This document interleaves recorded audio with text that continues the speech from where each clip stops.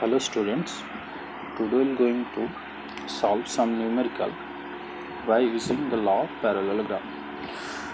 So this is the question number 1.1. Two forces of 100 Newton and 150 Newton are acting simultaneously at a point. What is the resultant of these two forces if the angle between them is 45? So in this question the given data is first force of F1 100 Newton and second force of F2 150 Newton, and the angle between F1 and F2 is 45 degree. So this is the first force F1 100 Newton and second force 150 Newton, and the angle between them is 45 degree. In the law of parallelogram, derived that if two forces F1 and F2 acting at a point and the angle between them is theta, then the resultant will be root over of F1 square plus F2 square plus 2 into F1 F2 cos theta. In this question, F1 is 100 Newton, F2 is 150 Newton, and the angle between two forces is 45, means theta is equal to 45. So putting this value in this equation, 100 square plus 150 square plus 2 into 100 into 150 cos 45. After calculating this value, we get the answer 232 Newton. So in this question, the resultant of these two forces is 232 Newton. Okay, so resultant of these forces is 232 Newton, and the angle between two forces is. The next question is 1.2.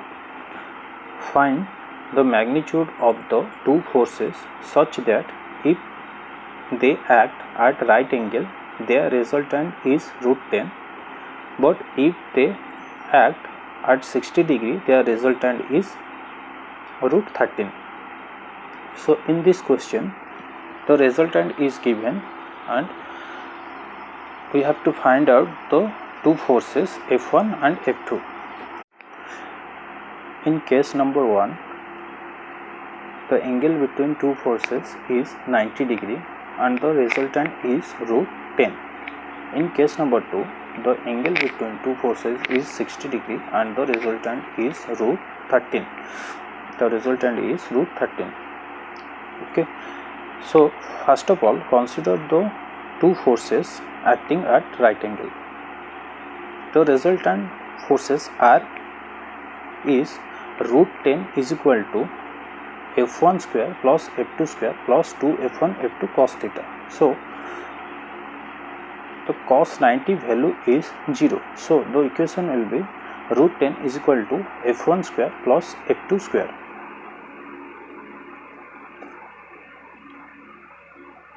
By squaring both the sides, we get 10 is equal to F1 square plus F2 square.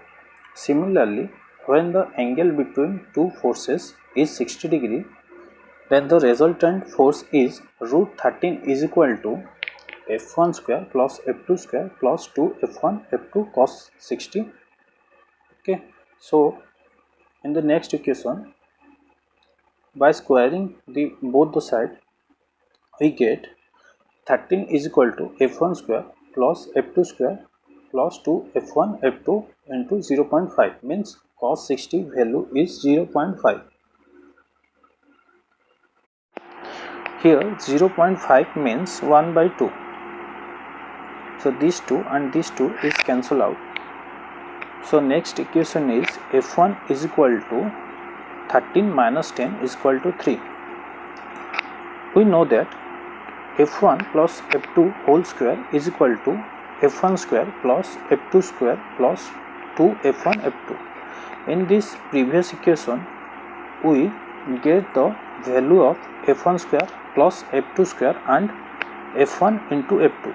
So putting this value in this equation, we get